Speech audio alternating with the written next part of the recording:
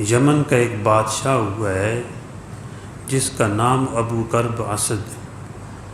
حمیری تھا، لیکن یمن کے بادشاہ کو تبا کہتے تھے،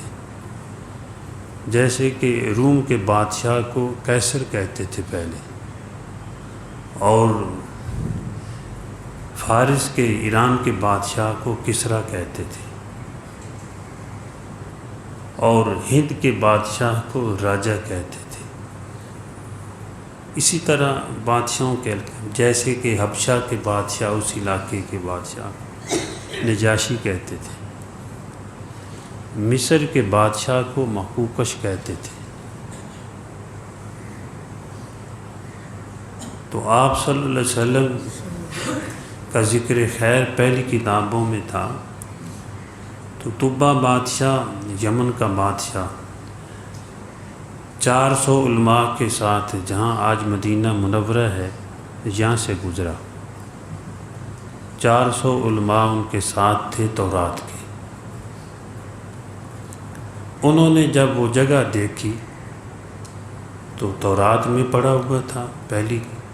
جو کتابیں تھیں صحیفے تھے اس میں انہوں نے پڑھا، تو انہوں نے عرض کیا بادشاہ سے، علماء نے یہ درخواست پیش کی کہ ہمیں یہاں پر رہنے دیجیے۔ وہ بادشاہ علماء کا قدردان تھا، علماء سے محبت کرنے والا تھا،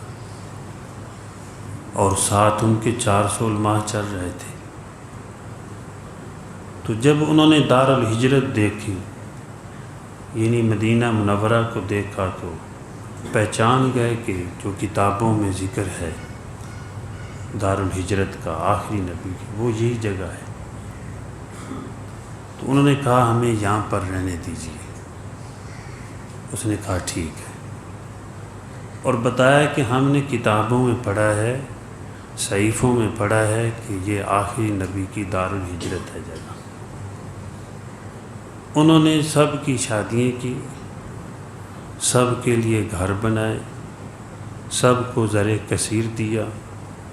اور حضور صلی اللہ علیہ وسلم کے لیے گھر بنایا،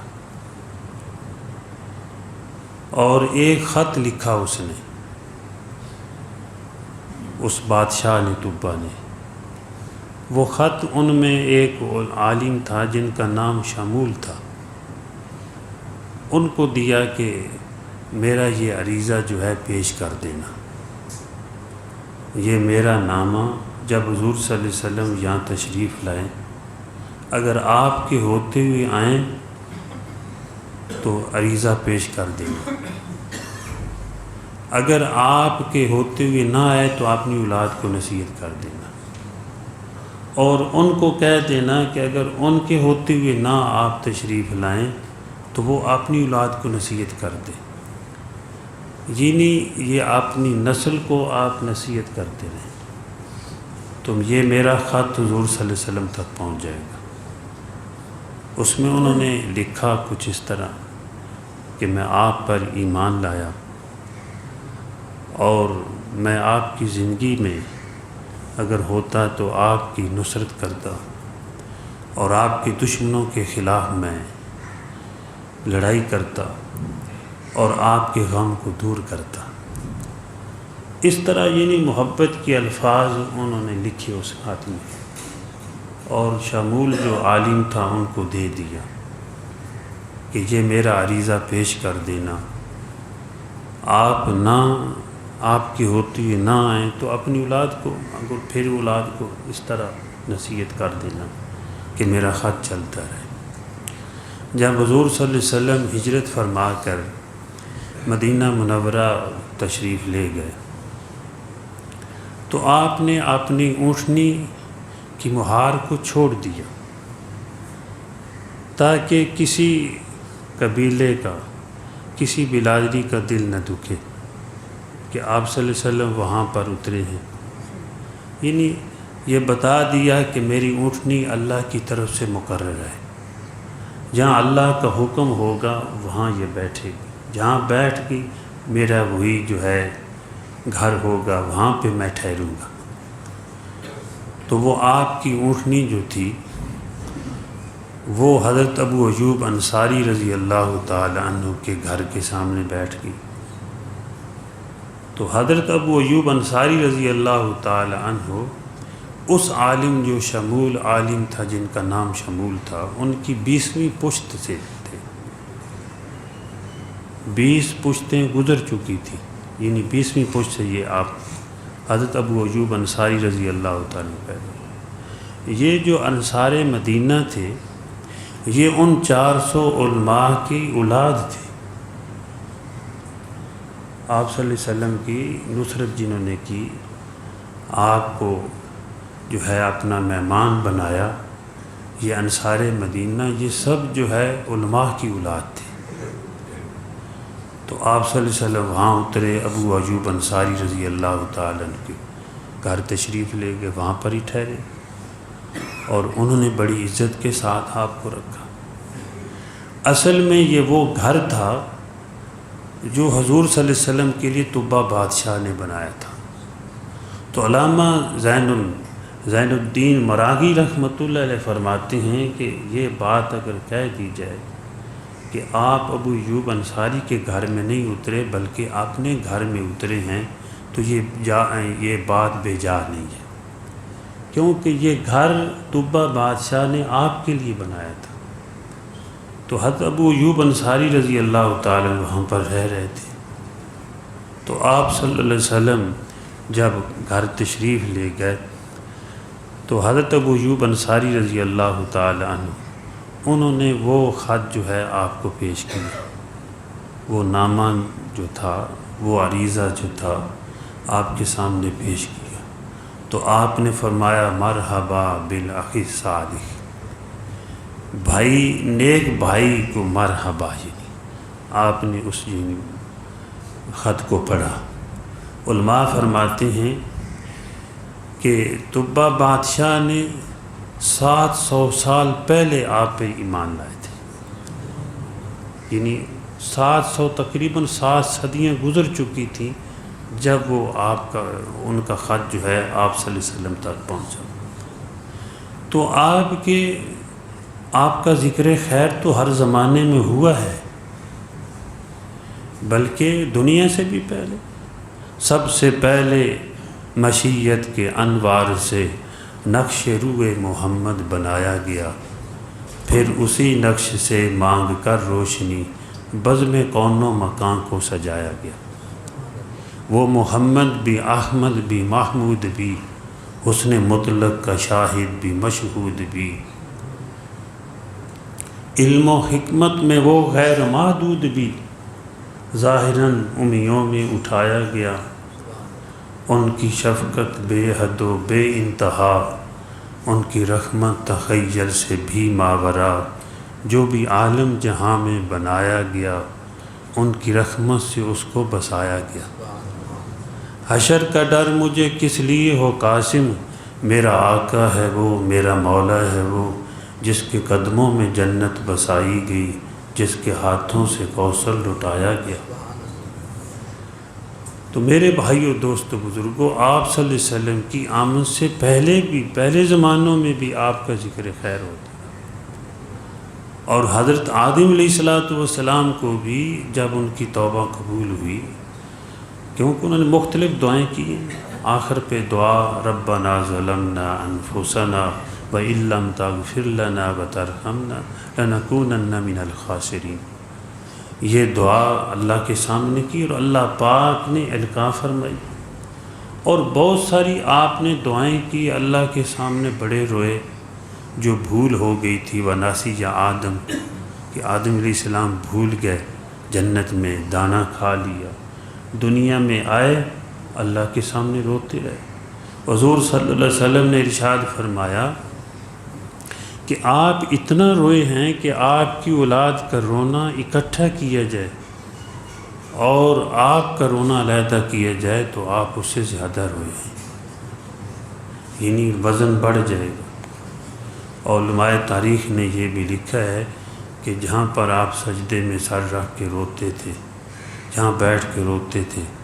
تو نیچے جو ہے پانی گرتا، اور جہاں پر آپ کے آنسو گرتے وہاں پھول اور وہاں پر جو ہے مختلف خوشبو والے پھول اگتے تھے۔ اللہ پاک کو یہ آنسو بڑے پسند ہیں، اللہ پاک کو یہ آنسو بڑے پسند ہیں جو اللہ کے سامنے روئے جائیں، اللہ کے سامنے نکلتے ہیں۔ حدیث میں آتا ہے مکھی کے سر کے برابر بھی جس آنکھ سے اللہ کے خوف سے، اللہ کی خشیت سے نکلا آنسو، اللہ پاک اس آنکھ پر جہنم کی آگ کو حرام کر دیں گے۔ تو آپ صلی اللہ علیہ وسلم کہ پھر آپ کے واسطے سے، آپ کے صدقے، آپ کے طفیل دعا مانگی، اے اللہ محمد صلی اللہ علیہ وسلم کے صدقے، آپ کے طفیل مجھے معافی عطا فرما دیں۔ اللہ پاک نے پوچھا آپ ان کو کیسے جانتے ہیں؟ محمد صلی اللہ علیہ وسلم کو آپ کیسے جانتے ہیں؟ تو حضرت آدم علیہ السلام نے عرض کیا کہ یا اللہ جب آپ نے مجھے پیدا فرمایا تو میں نے عرش پہ لکھا ہوا دیکھا تھا لا الہ الا اللہ محمد رسول اللہ، تو میں سمجھ گیا تھا کہ یہ بڑی ہستی کوئی ہے جن کا نام آپ نے اپنے نام کے ساتھ لکھا ہوا۔ حدیث میں آتا ہے انہ مکتوب علی العرش وعوراک الجنہ لا الہ الا اللہ محمد الرسول اللہ، کہ عرش پر بھی لکھا ہوا ہے لا الہ الا اللہ محمد الرسول اللہ، اور جنت کے درختوں کے پتوں کے اوپر لکھا ہوا ہے لا الہ الا اللہ محمد الرسول اللہ، اور یہ افضل کلمہ ہے۔ تو میرے بھائیو دوستو بزرگو، آپ صلی اللہ علیہ وسلم ابھی دنیا میں تشریف نہیں لائے تو آپ کا ذکر خیر ہو رہا ہے۔ اور علماء نے لکھا ہے، قاری محمد طیب صاحب رحمۃ اللہ علیہ نے، اور بھی شمائل کبریٰ میں بھی ہے کہ جب حضرت آدم علیہ السلام کو خطہ ہند میں اتارا گیا، جس کو آج کل سری لنکا کہتے ہیں، اس کا پرانا نام سرندیپ ہے، اور جہاں پر آپ کو اتارا گیا وہ پہاڑی الحمدللہ میں نے دیکھی ہے، وہاں پہ ہم گئے ہیں۔ اور تاریخ میں تاریخ ابن شام کے حوالے سے میں نے پڑھا تھا کہ بڑا سرسبز و شاداب وہ پہاڑی ہے، اور بارش ہوتی ہے وہاں پر، واقعی ایسا ہے، وہاں پر جو ہے وہ بڑی سرسبز و شاداب پہاڑی ہے، اور وہاں پر اکثر بارش ہوتی ہے۔ تو وہاں پر آپ یعنی کہ حضرت آدم علیہ السلام کو اتارا گیا سری لنکا میں، تو جبرائیل علیہ السلام نے پہلی اذان دی زمین پہ،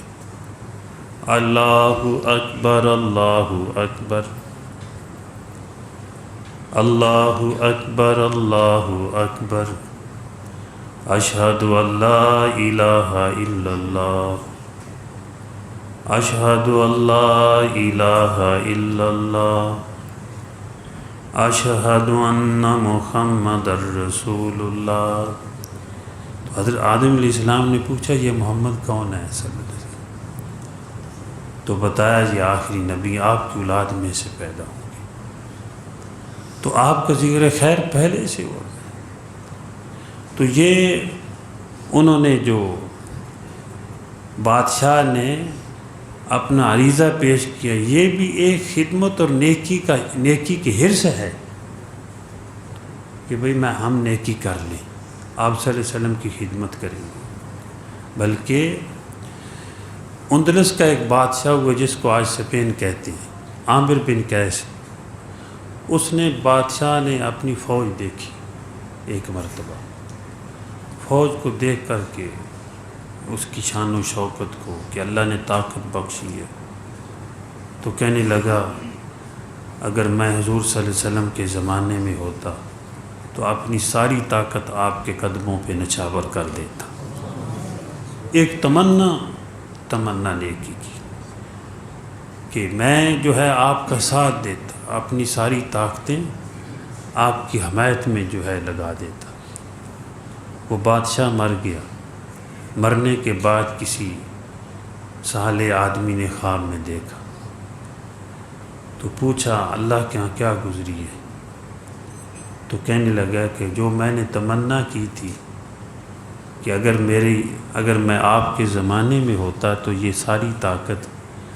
حضور صلی اللہ علیہ وسلم کے قدموں میں نچھاور کر دیتا، آپ کی حمایت میں لگا دیتا، تو اللہ پاک کو یہ تمنا پیاری لگی، فرمایا اس کی وجہ سے میں نے تجھے معاف کر دیا ہے۔ تو طبہ بادشاہ نے بھی یہ تمنا کی تھی اور پھر ایمان لے آئے اور اس کی تمنا پوری ہو گئی۔ اللہ جل جلالہ مجھے بھی اور آپ کو بھی، بلکہ پوری دنیا کے مسلمانوں کو حضور صلی اللہ علیہ وسلم کی تعلیمات کے مطابق زندگی گزارنے کی توفیق عطا فرمائے۔